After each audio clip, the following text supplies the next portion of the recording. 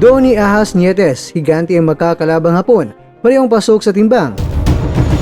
Yukinori Uguni, ipapagapang ng kababayang kampyon. Dirbugaling mga kwento ang balitang ibabagi ko sa inyo. Kaya tara, kwentuhan na.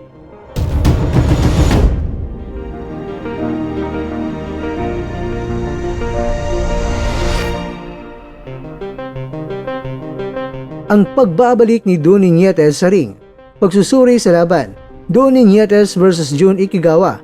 Si Donnie Nietes, mga kwento, ay isang kilalang boksingero. Mayroong record na 44 wins, 2 losses, at meron siyang 6 draws, kabilang ang 23 knockouts. Siya ay isang 4 na beses na naging kampiyon sa iba't ibang dibisyon ng timbang, kabilang na ang WBO Mini Flyweight, WBO The Ring Magazine Junior Flyweight, IBF Flyweight, at WBO Junior Bantamweight.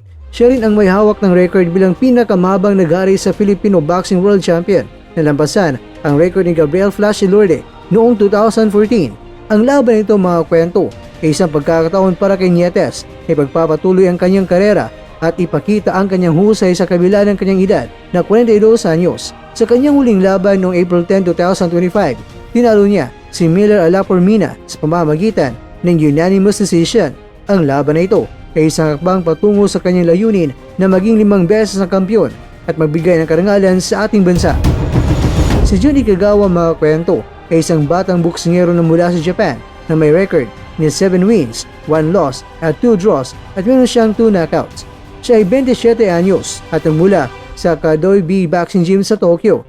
Ang laban na ito ay isang malaking hakbang para kay Ikigawa na harap sa isang veteranong boksingero tulad ni Nietes. At ayon kay Ikigawa, siya ay nagpapasalamat sa pagkakataong ito at handa niya ipapakita ang kanyang kakayahan sa ring. Naniniwala siya na kung siya ay mananatili sa kanyang sariling estilo, may pagkakataon siyang talunin si Nietes. Ang laban na ito, mga kwento, ay isang pagkakataon para kay Ikigawa na ipakita ang kanyang potensyal at makuha ang pansin ng matagahangan ng boxing sa buong mundo. Ang laban ni Donnie Nietes at Jun Ikigawa ay isang makulay na pagtatanghal ng dalawang magkaibang henerasyon ng boxing. Si Nietes, bilang isang veterano at 4 na beses na naging kampiyon, ay naglalayong ipagpapatuloy ang kanyang ligasiya at magbigay ng karangalan sa Pilipinas. Samantalang itong si Ikigawa, bilang isang batang boksingero, ay naglayong ipakita ang kanyang kakayahan at makuha ang pansin ng mga tagahanga ng boxing. Ang laban na ito ay hindi lamang isang simpleng boxing match, kundi isang simbolo ng dedikasyon, pagsusumikap at pagmamahal sa sport.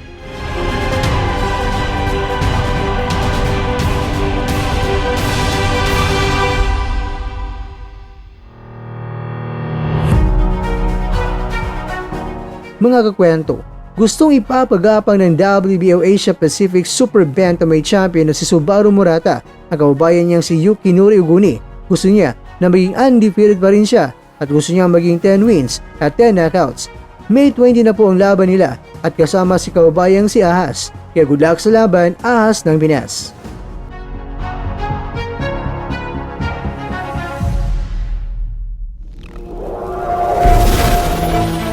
At dyan, nagtatapos ang ating kwento.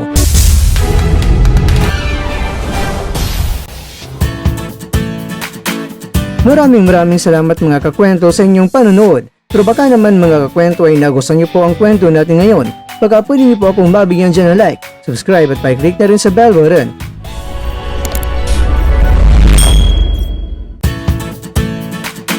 Pero bago tayo tatapos mga kwento, syempre, shoutout po muna tayo dyan sa ating mga kakwento. Kay kakwentong Gabriel Nalasa, kay kakwentong Tol Basjen, kay kakwentong Jumel Pagpagitan, at kakwentong nanonood ngayon, shoutout sa iyo dyan. Bueno, dito na po muna ang ating kwentuhan at abangan nyo na po ating susunod na video. At dito na po yan sa isang channel na kung saan maaring ito'y mga kwentong di pa na kwento sa inyo.